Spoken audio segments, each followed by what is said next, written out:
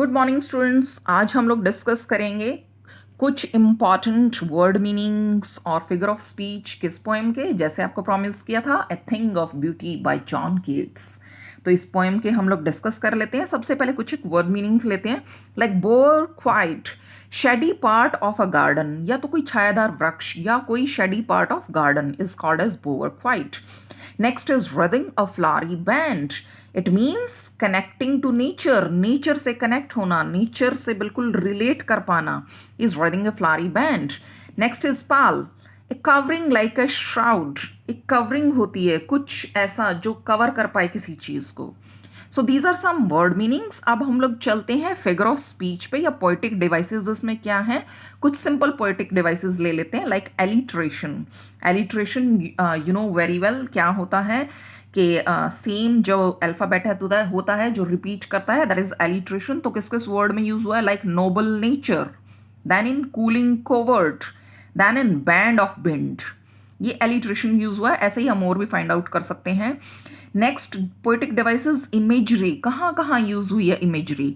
Imagery is used in flowering bands, shady boon, clear rills, grandeur of dooms, daffodils in green world, endless fountain of eternal drink। Then oxymoron हमारी poetic device use हुई है, जो लोग passed away उनके लिए हम oxymoron का यहाँ पे यूज हुआ है, like mighty dead. Come to the chapter, पूरा चैप्टर जो है पूरी पोएम जो है वो नट शेल में क्या कहती है, हम बहुत छोटे से एक फॉर्म में देख लेते हैं कि इसका थीम क्या है, मेन पॉइंट्स क्या है मेन थीम के। First thing is, a thing of beauty have an embalming effect. जो एक थिंग ऑफ ब्यूटी होती है उसका परमानेंट और बहुत खूबसूरत इम्पैक्ट हम पर रहता है। फर्स्ट ये इंपॉर्टेंट पॉइंट है। Second is they help us cope up with negativity. Third point is they make life more meaningful. Fourth point is God has blessed us with objects of beauty. And the fifth point is we need to bond with them.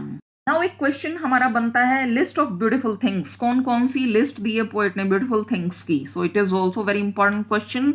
तो हम लोग देख लेते हैं कौन कौन सी वो list है, हमारे क्वेश्चन में काम आएंगी। First is sun, moon, deep forest, sheeps grazing in open pastures खुले जो घास के मैदान होते हैं उनमें जो sheeps घूम रही होती हैं, चर रही होती हैं, grazing। So next is daffodils, revolts, musk roses। Next is tomb built to honor heroes। Next is legends, tales from classics and scriptures।